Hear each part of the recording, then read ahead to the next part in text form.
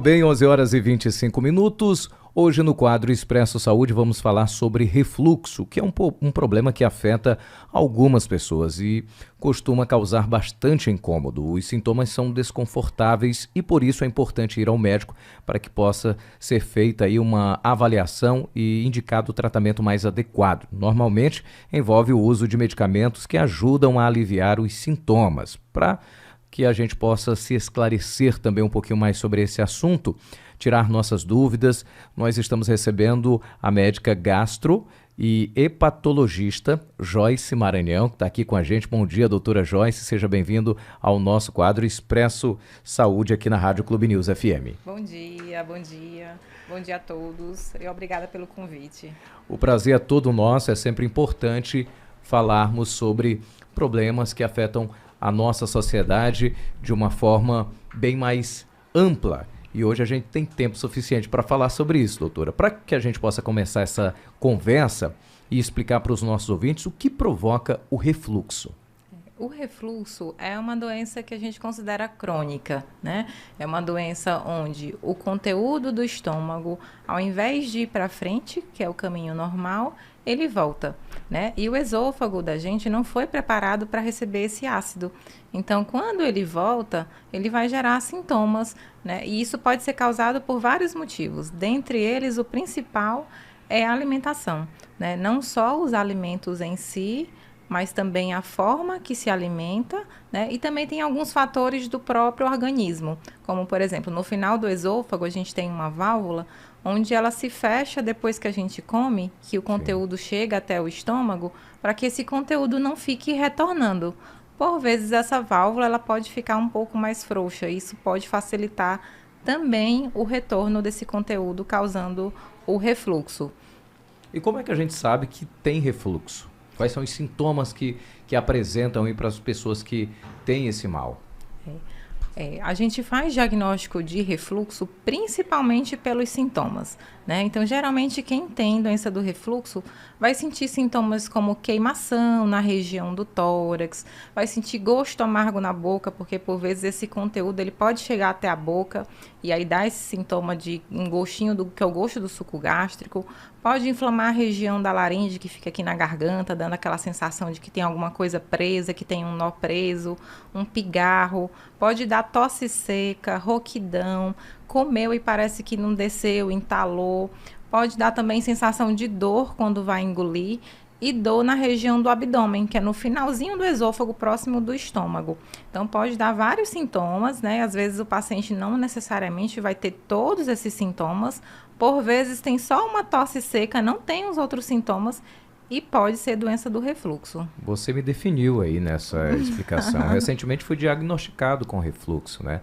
E isso também dificulta bastante o nosso trabalho enquanto locutor. Quem trabalha bastante com a voz, no caso a gente aqui, né? E aí fui impedido de comer uma série de alimentos que acabam piorando essa situação. Você pode dizer alguns desses alimentos que são, vamos dizer assim, proibidos para quem tem refluxo? Isso. Quando a gente está na fase aguda, quando está na fase que realmente está sentindo os sintomas, tem alguns alimentos que preferivelmente a gente tira para ajudar no tratamento, não só na melhora dos sintomas, mas também na melhora da inflamação que acontece no esôfago.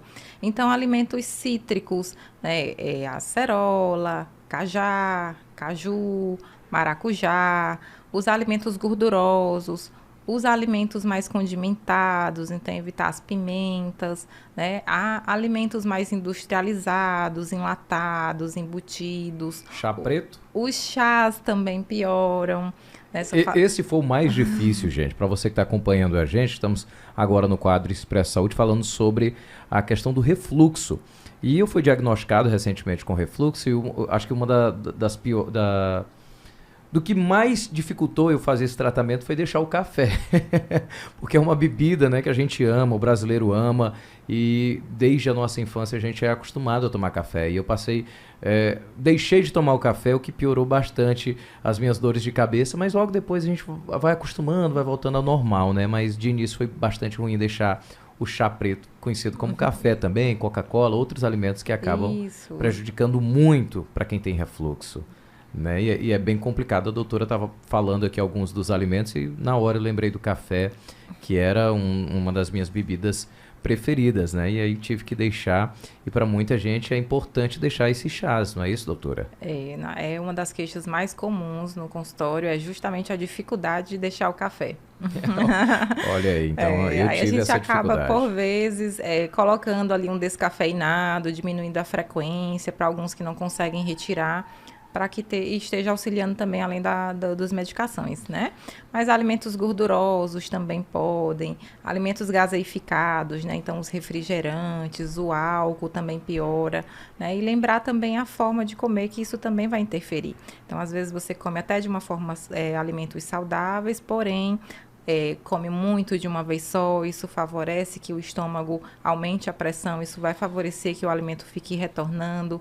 Comer bebendo também, isso vai também É favorecer. um hábito bastante comum aqui no nosso estado, acho que no Brasil como um todo, né? Você está comendo ali, está bebendo. E já está bebendo, né? Aquilo ali vai aumentar a pressão dentro do estômago, vai favorecer que o conteúdo fique voltando, né? Ou também você comer e depois deitar, dar aquela deitadinha também, favorece a piora. Gente, que doença complicada, né, gente? Mas é isso aí, se a gente quiser melhorar, é importante a gente ter essas dicas aqui. Você está ouvindo o Expresso Saúde, hoje a gente está recebendo aqui a doutora Joyce Maranhão, ela que é gastro e está passando algumas dicas para a gente. A gente falou agora dos alimentos que são proibidos e quais são os alimentos que podem ser utilizados aí para quem tem refluxo. Então, a gente dá preferência para as frutas que não sejam cítricas, né? Melão, mamão, também abacate, né? Esses que não são cítricos, a gente pode estar fazendo uso, né? Mas, assim, no geral, esses que a gente citou como que não pode ingerir, não é que também nunca possa ingerir, né? São alimentos que a gente pode estar controlando, na verdade, a frequência de uso, né? Não é que você também tem doença do refluxo, não pode tomar um suco de laranja. Você vai poder, não pode ser todo dia, não pode ser com uma frequência maior, mas no geral pode, né? Mas as frutas não cítricas, né? Os alimentos, desde que você não coloque muita pimenta, que você não coloque muito condimento, né? Então, os alimentos que a gente faz mesmo no dia a dia, arroz, o feijão, a carne, desde que não sejam tão temperados, tão condimentados, isso não vai lhe trazer sintomas. Então, as pessoas que têm refluxo são também, vamos dizer assim, proibidas de beber qualquer tipo de bebida que contenha um gás, inclusive cervejas, refrigerantes, todas essas bebidas é importante ficar distante. Isso, principalmente na crise, né? Porque por conta dessa distensão gasosa que vai acontecer dentro do estômago, vai favorecer que aumente a pressão e vai voltar o conteúdo. Então, vai acabar tendo refluxo, crises de refluxo, né? Então, depois que a doença estiver controlada, com o auxílio da medicação, com esses reajustes alimentares, dá para ingerir numa frequência menor, numa quantidade menor, para que não desencadeie piora da doença e retorno dos sintomas novamente. Qual o momento de procurar um profissional assim como a senhora?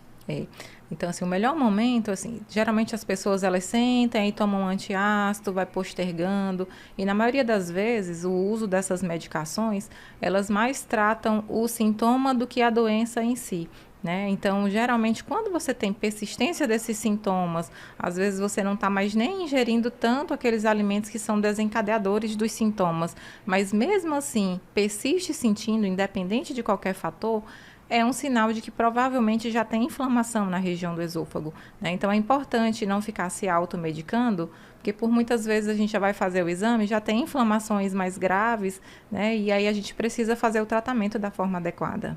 E quando que a cirurgia ela se torna necessária? A cirurgia a gente indica em poucos casos, na maioria das vezes a gente consegue contornar com a reeducação alimentar, com a medicação. Porém, tem alguns pacientes que mesmo fazendo a reeducação alimentar, o tratamento adequado da forma medicamentosa, ainda assim persiste com os sintomas. Então, aqueles pacientes que não toleram por algum motivo a medicação, aqueles pacientes em que a gente faz o tratamento, porém, mesmo assim, a inflamação no esôfago persiste, porque essa inflamação ao longo do tempo existem riscos para outras doenças, né? Aí a gente tem que fazer exames para avaliar a necessidade de fazer cirurgia. Então, geralmente, esses pacientes com sintomas persistentes, mesmo após o tratamento, são candidatos a provavelmente precisar de uma cirurgia. essa doença ela também pode afetar o aparelho respiratório, não é isso? Isso. No caso, a gente que trabalha com voz. Pode sim. Por muitas vezes, tem-se sintomas de refluxo dormindo também. Né? Então, às vezes, o refluxo ele volta até a boca, por vezes ele também atinge a região respiratória, podendo dar sintomas respiratórios. Por isso que às vezes também dá tosse. Então, geralmente a gente vê mais alterações na laringe. Engasga durante o sono. Engasga, isso. Tem muitas vezes o paciente chega falando isso, acorda à noite se engasgando. E isso é uma alteração relacionada a refluxo. Muito bem, doutora. E a asma é uma doença autoimune e de mais variadas substâncias funcionam como gatilhos também nessas crises, não é isso? Isso, porque como às vezes assim, não é tão frequente, mas por vezes esse conteúdo ele pode chegar em outros lugares, como por exemplo o pulmão, as vias aéreas respiratórias mais superiores, que são a parte mais na região da face. Então pode acometer também o pulmão e piorar sintomas de doenças que já existem. Por exemplo, agudizar uma asma que estava ali quietinha, ela pode piorar por uma doença do refluxo. Muito bem, a gente estava falando agora há pouco sobre a questão de comer e beber ao mesmo tempo. Qual intervalo é indicado, até mesmo entre as refeições também, né? Tanto para quem come bebendo, ali tem um período para aguardar, e a refeição, de uma refeição para outra. É importante que a água seja em torno de 1 hora, pelo menos 1 hora. A gente coloca entre 1 e 2 horas, mas pelo menos 1 hora após a refeição, para você estar bebendo, né? E com relação aos intervalos alimentares, a questão maior é que se você passa muito tempo sem se alimentar, isso acaba aumentando a acidez na região do estômago. Isso pode gerar sintomas de gastrite e pioras também dos sintomas do refluxo. Então, é importante que você esteja colocando nem que seja uma fruta nos intervalos de 3 em 3 horas, para que o estômago não esteja vazio e isso não piore os sintomas, né, nos pacientes que têm esse tipo de doença, principalmente nas crises. Um outro ponto que estão perguntando aqui se afeta apenas adulto ou crianças também podem ser acometidas? Pode. Criança, na maioria das vezes a criança acontece mais por malformação na região do esôfago, mas tem crianças com refluxo, a gente já vê voltando aquele que a mãe chama de golfo, aquela regurgitação, mas por vezes mais do que o esperado. Então, o bebezinho também pode ter doença do refluxo, mas a gente vê mais comumente nos adultos, em torno de até 20% dos adultos têm refluxo, justamente por conta dos hábitos alimentares e dos hábitos de vida também. Muito bem, você está acompanhando o quadro Expresso Saúde, hoje falando sobre refluxo com a doutora Joyce Maranhão. A gente recebe ela aqui nos nossos estúdios e tirando algumas dúvidas. Doutora, para que a gente possa finalizar essa nossa conversa, qual é o tratamento ideal para quem sofre de refluxo? Porque também tem vários tipos de refluxos. Isso. Então, o que a gente vai avaliar? Quando se chega no consultório com sintomas assim, a gente vai avaliar o tempo de sintoma, né, a idade do paciente e também os fatores relacionados a isso, né? Então, a gente vai fazer todo um questionário para saber como é que é a alimentação e aí, diante disso, a gente solicita exames, né? O exame principal é a endoscopia, onde a gente vai ver o grau de inflamação da doença, que existem graus variados e dependendo do grau, a gente vai escolher qual o melhor tratamento. Então, o tratamento, ele sempre vai ter como base o estilo de vida, então sempre vai ter que ter uma reeducação alimentar, atividade física, para poder controlar também a questão do peso, que é um dos fatores que também pioram o refluxo, é a obesidade, né? Mas a alimentação, ela vai ser a base. E aí entra também as medicações, porque o esôfago, na maioria das vezes, já vai estar inflamado. Então, a gente vai ter que fazer medicações para poder usar, para poder desinflamar o esôfago, para que esse esôfago volte ao normal e os sintomas também melhorem. Então, medicação, na maioria das vezes, que vai controlar não só a inflamação e também esse retorno desse conteúdo para não estar voltando, a gente ajudar com medicação para que esse alimento vá para frente, né? E, dependendo dos casos, também avaliar com outros exames a questão da cirurgia. Muito bem, você tocou nesse ponto da cirurgia. Você poderia descrever para os nossos ouvintes sobre a cirurgia de endoscopia? Existe a cirurgia que a gente chama de endoscópica, que é uma cirurgia por vídeo. É uma cirurgia que é minimamente invasiva. onde você vai por vídeo até o local e vai como se fosse refazer a válvula, vai dar uma apertadinha naquela válvula, para que o alimento não fique, ajudar com que o alimento não fique retornando. E a laparoscopia. Que é a laparoscopia, isso, que é uma por vídeo. Muito bem, tá aí, gente. Olha, curiosidades, também tudo sobre a questão do refluxo, você aprendendo um pouquinho aqui com a gente. E agradecer mais uma vez aqui a doutora Joyce pela colaboração, pelas informações. É a doutora Joyce, vou passar aqui o currículo dela, que a gente não passou no começo, né? A doutora Joyce Maranhão, ela é graduada em Medicina pela Universidade Estadual do Piauí, residência médica em Clínica Médica pela Fundação Santa Casa de Misericórdia do Pará, residência médica em gastroenterologia pelo Hospital Universitário da Universidade Federal do Piauí, atua nas áreas de gastroenterologia, hepatologia e doenças inflamatórias intestinais. Atualmente atende no Hospital Gastrovita e no Hospital Unimed Teresina. Doutora, agradeci mais uma vez a sua participação, a sua colaboração no nosso programa. Eu que agradeço.